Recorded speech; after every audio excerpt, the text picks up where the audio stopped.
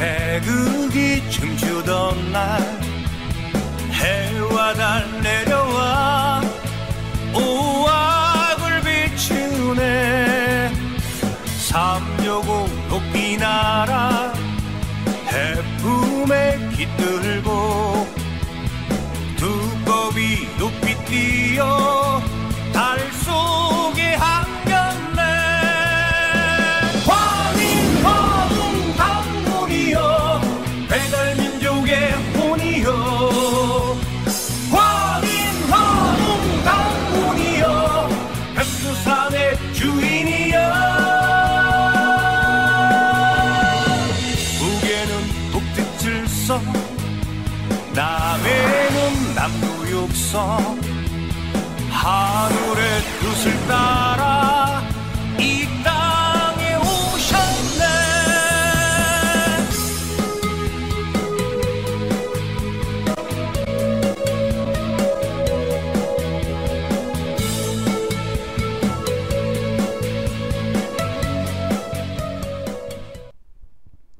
안녕하십니까. 익산 신동도장 송정환 수호사입니다. 오늘은 세운공사의 마지막 세 번째 도수인 상시름판 도수에 대해서 알아보겠습니다. 상제님의 진리는 내일은 삼변성돈이라 하신 상제님의 말씀대로 세 번에 걸친 변화와 성숙의 과정을 겪으면서 최종 매듭이 지어지게 됩니다.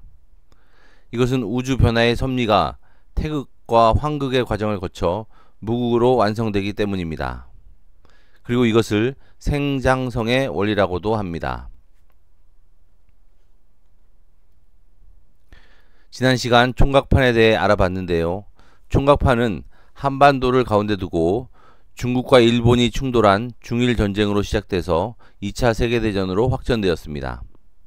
스승의 나라인 조선과 미국을 침범한 베사일의 율법으로 일본이 패망하게 되면서 매듭이 지어지는데, 신비로운 것은 상제님의 말씀대로 총각판이 끝나면서 국제 정세와 한반도의 정세가 상시름판이 전개될 수 있는 구도로 변화되었다는 것입니다. 그것이 바로 남북 분단입니다. 상시름이란 상투를 튼 어른들의 씨름이란 뜻이며 머리에 상투를 튼 조선 민족의 씨름이란 뜻입니다. 일본의 패망으로 조선은 드디어 꿈에 그리던 독립을 하게 되었지만 38도선을 중심으로 남쪽에서 미국이 들어오고 북쪽에서는 소련이 들어오면서 남북이 분단되는 아픔을 겪게 됩니다. 그런데 이 모든 과정이 천지공사의 내용 그대로 전개된 것이라고 하면 과연 믿을 수 있겠습니까? 도전 5편 7장에 이런 말씀이 있습니다. 하루는 종이에 태극 형상의 선을 그리시며 이것이 38선이다 하시니라. 또 말씀하시기를 씨름판 때는 조선의 38선에 두고 세계 상씨름을 붙이리라 하시니라. 굉장히 놀라운 말씀인데요. 이 말씀은 상제님께서 천지공사를 보신 두 번째 해인 1902년에 하신 말씀입니다. 당시에는 당연히 남조선, 북조선이란 단어도 없었고 38선이라는 것은 존재하지 않았습니다. 그런데 상제님께서는 태극 형상의 선을 그리시며 이것을 38선이라고 하신 것입니다. 앞으로 38선이 생길 것을 공사로 예정하신 것입니다. 더 놀라운 것은 이 38선을 태극의 모양으로 그리셨다는 것입니다. 최초의 38선은 해방 후 남북이 분단되면서 미국과 소련이 그은 선으로 위도 38도선이며 일직선이었습니다. 그러나 38선은 상시름 전반 6.25 한국전쟁을 마치고 지금의 태극 모양의 38선으로 바뀌게 되었습니다. 정말로 상제님의 천지공사는 한치의 오차 없이 현실 역사 그대로 실현된다는 것을 느낄 수 있습니다. 그리고 태극 형상의 38선에서 최후의 3차 세계대전인 세계 상시름이 벌어진다고 말씀하고 계신 것입니다. 또 태모님께서는 도전 11편 262장에서 38목이 들어 38선이 웬일인고 어우하니 후다닥 번쩍하니 와그락 천하가 동변이라고 말씀해 주셨습니다. 이 말씀은 38선이 가지고 있는 상수 철학의 원리를 설명해 주고 계십니다. 음양오행에서 3과 8은 목 기운을 상징하는 수입니다. 목기운이란 새롭게 태어나고 깨어남을 의미합니다. 38목이 들어 38선이란 말씀은 38선이 단순한 위도선이 아니고 인류의 새 역사, 새 문화가 창조되는 선이라는 말씀입니다. 38선은 선천의 상극시대가 저물고 새로운 상생의 새 시대가 열리는 경계선이란 말씀입니다. 그래서 이 38선이 무너지는 상시름 대전쟁을 시작으로 가을 개벽의 실제 상황이 전개되며 선천의 모든 묵은 기운을 파괴하는 세계의 상시름이 시작되는 것입니다. 태상 종무사님께서는 이 38선은 참 하나님이신 상제님께서 그으신 지구의 38선이라고 하셨습니다. 이런 상시름판도 역시 애기판, 총각판과 같은 구조인 5선 위기 도수로 전개되었으며 한반도에서 발발한 전반전 전쟁과 세계 전쟁으로 비화되는 후반전 대전쟁으로 진행됩니다. 그 전반전이 바로 1950년 6월 25일 발발한 한국전쟁입니다. 상투를 튼 주인 간의 전쟁이 시작된 것입니다. 남조선과 미국, 일본이 한편이 되었고 북조선과 소련, 중국이 한편이 되어서 펼친 한판의 5선위기 바둑입니다. 하지만 이 씨름은 승패를 가리지 못한 채 휴전을 하게 됩니다. 낙동강까지 밀렸던 남조선은 인천 상륙작전으로 전세를 뒤집어 압록강까지 진군하며 승리를 목전에 두었지만 중공군의 참전으로 다시 밀리게 되어 지금의 휴전선에서 전쟁을 멈추게 되었습니다. 한국전쟁은 한반도에서 벌어진 전쟁이었지만 세계 20개의 나라가 참전하였고 자유민주주의 진영과 공산주의 진영이 치열하게 맞부딪힌 세계의 전쟁이었습니다. 이렇게 상시름의 전반전이 끝나고 지금은 후반전의 시작을 앞둔 잠시의 휴식기입니다. 도전 5편 336장에는 또 신비하고 놀라운 천지공사 말씀이 있습니다. 쌀은 미국이고 솥은 조선이니 밥을 하려면 쌀이 솥으로 올 것 아니냐. 장차 일본이 나가고 서양이 들어온 연후에 지천태운이 열리느니라. 상제님은 미국과 조선의 관계를 쌀과 솥에 비유하셨습니다. 실제 미국을 한자로 쓸 때 우리나라는 아름다울 미자를 쓰지만 대부분의 나라는 쌀 미자를 씁니다. 그리고 조선은 솥이라고 하셨습니다. 밥을 짓기 위해서는 쌀이 솥 안으로 들어오듯이 미국이 조선으로 들어온다는 말씀입니다. 이 말씀대로 해방과 동시에 미국이 조선에 들어오게 되었고 아직까지도 주한미군이 상주하고 있는 상황입니다. 상제님께서는 장차 일본이 나가고 즉 일본이 패망하여 조선을 떠나고 그 뒤를 이어서 미국이 들어오게 공사를 보신 것입니다. 그리고 미국이 머물면서 상시름을 주도하다가 결국 미국도 떠나게 된다는 것입니다. 그때 지천태운이 열린다고 하셨습니다. 여기서 꼭 알아둬야 하는 주역에 중요한 두 개의 궤가 있습니다. 천지빗괴와 지천태괴입니다. 두 개는 정반대 모양을 하고 있습니다. 천지빗괴는 위는 하늘이고 아래는 땅입니다. 반대로 지천태는 위가 땅이고 아래가 하늘입니다. 이 두 궤가 상징하는 의미는 천지비는 하늘만 높이고 땅은 무시하며 기운이 소통이 안되고 음양이 대립하는 모양입니다. 그래서 천지비는 선천 상극세상을 상징하는 궤입니다. 그러나 지천태는 반대의 기운으로 음인 땅이 위에 위치하고 하늘이 아래에 위치하여 두 기운이 서로 교합하고 소통하며 상생하는 궤입니다. 그래서 지천태는 후천 상생세상을 상징하는 궤입니다. 상제님께서는 도전 2편 51장에서 선천은 천지비요 후천은 지천태니라. 선천에는 하늘만 높이고 땅은 높이지 않았으니 이는 지덕이 큰 것을 모름이라 라고 하셨습니다.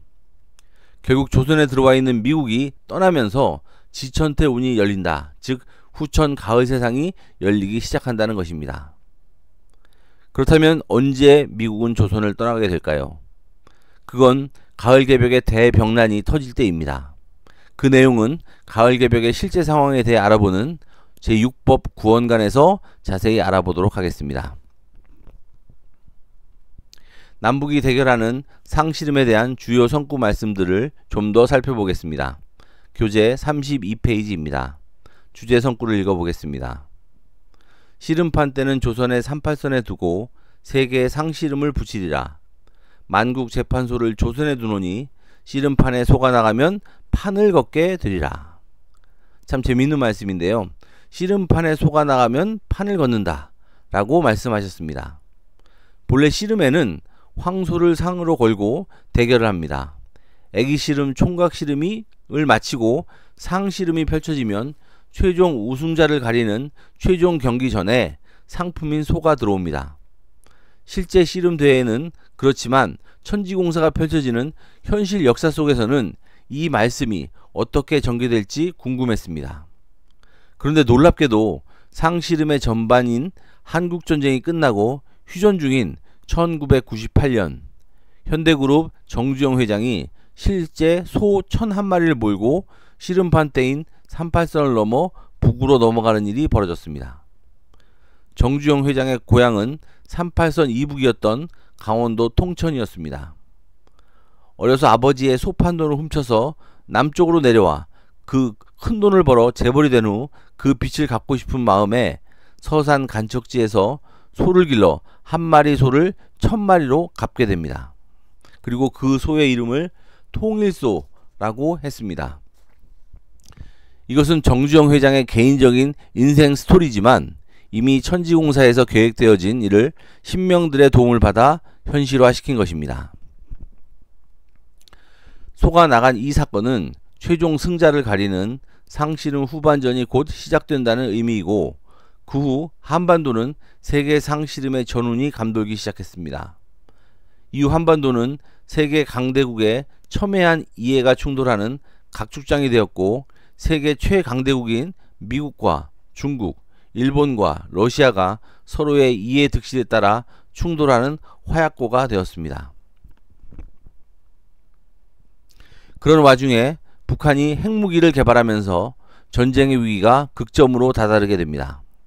세 번에 걸친 전쟁 공사는 선천 5만 년 원한 맺힌 신명들의 한을 풀면서 선천 묵은 문화를 깨버리는 역할을 하는 것이지 인류를 멸망으로 이끌어 가려는 의도는 아닙니다. 그런데 핵전쟁은 인류를 멸망으로 이끌기 때문에 상제님께서는 핵전쟁이 일어나지 않도록 불을 묻는 공사를 보셨습니다. 그것이 바로 도전 5편 277장에 있는 화둔 공사입니다.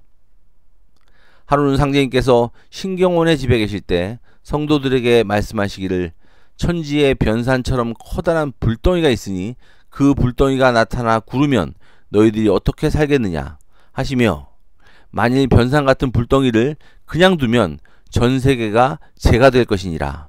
그러므로 내가 그 불을 묻었노라 하시니라. 네, 이 공사로 인해 핵전쟁이 벌어져 전 세계가 멸망하는 일이 없도록 하셨습니다. 그리고 상씨름의 주역인 북한이 핵무기를 개발하려 하자 주요 강대국들이 육자 회담을 열어 북한 핵무기를 제어하기 시작했습니다. 이 육자 회담의 멤버가 북한과 소련과 중국 그리고 남한과 미국과 일본입니다. 주인인 조선이 남쪽과 북쪽으로 나누어졌을 뿐 다섯 신선이 바둑을 두는 오선육의 모습 그대로였습니다. 이제 세운공사가 절정의 시간을 남겨두고 있습니다. 상씨름 후반전인 세계 상씨름인데요. 정말로 중요한 공사 내용들입니다. 교재 35페이지입니다. 먼저 첫 번째 주제 성구를 읽어보겠습니다.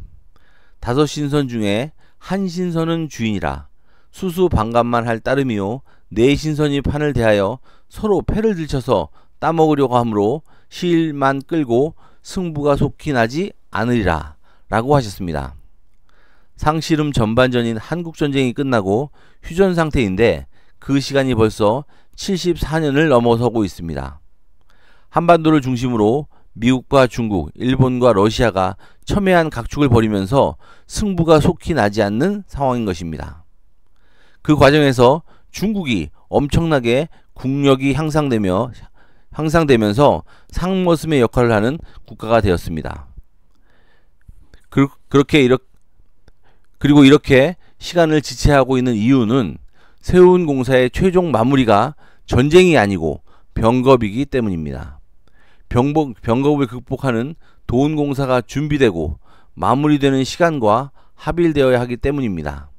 자세한 내용은 다음 시간부터 시작하는 도운공사를 통해 설명드리도록 하겠습니다. 상씨름 마무리에 대한 다음 성구 말씀을 읽어보겠습니다. 도전 5편 415장입니다. 상씨름으로 종어간이니라. 전쟁으로 세상 끝을 맺나니 개벽시대 어찌 전쟁이 없으리요. 상님께서는 상씨름으로 종어간이라고 말씀하셨습니다. 종어간이란 주역 설괴전에 나오는 구절로 간은 매듭 지어지는 곳이란 뜻입니다. 간은 주역 8궤 중 7번째 궤로 방위로는 동북방을 의미하며 지리적으로는 한반도를 간방이라고 합니다. 우리나라 해돋이 2대 명소 중 한 곳이 간절곶입니다. 많은 분들이 간절곶은 간절히 기도한다는 뜻 아닌가 하고 생각하는데, 간절이란 간방의 기운이 끝난다는 뜻입니다. 한반도 지도를 보면 경상도 울산 지역, 그곳에 꼬리처럼 생긴 곳을 가리킵니다. 한반도가 간방이란 말씀입니다. 상씨름으로 종어간, 한반도에서 시작되는 상씨름을 통해 인류 역사가 매듭지어진다는 뜻입니다.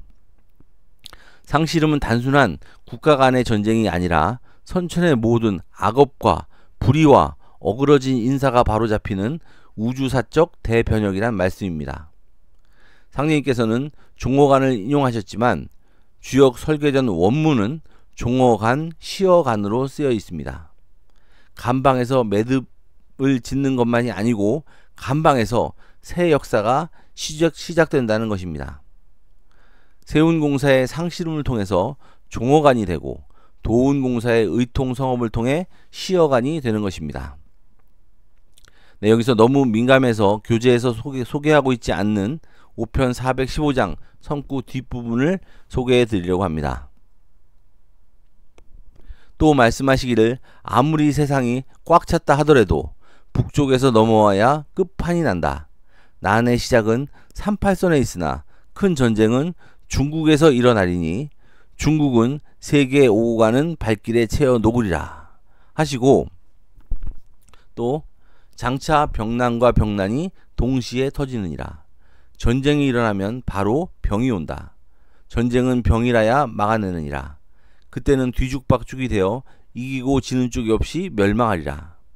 그때가 되면 천하대세가 너희들에게 돌아가리니 내일이 일시에 이루어지느니라. 네, 이런 말씀이 있는데요. 자, 아무리 세상이 꽉 찼다 하더라도, 즉 상씨름 발발의 시간이 되었더라도 결국은 북쪽에서 넘어와야 끝판이 난다는 것입니다. 후반전 상씨름도 전반전처럼 북의 도발을 계기로 시작된다는 것입니다. 북한은 3대 세습을 통해 공산주의가 유지되는 지구촌 유일의 국가이고, 그 역할은 전후반 상씨름을 시작하는 것입니다. 또 비밀스러운 말씀은 난의 시작은 38선에 있으나 큰 전쟁은 중국에서 일어나리니 중국은 세계에 오고 가는 발길에 채워 녹으리라 라는 말씀입니다. 한반도에서 시작한 전쟁이 중국으로 확전된다는 것입니다. 이 말씀의 내면에는 최후의 상씨름 대결은 현재 지구촌 최강대국인 미국과 중국의 충돌이라는 것을 암시하고 있습니다.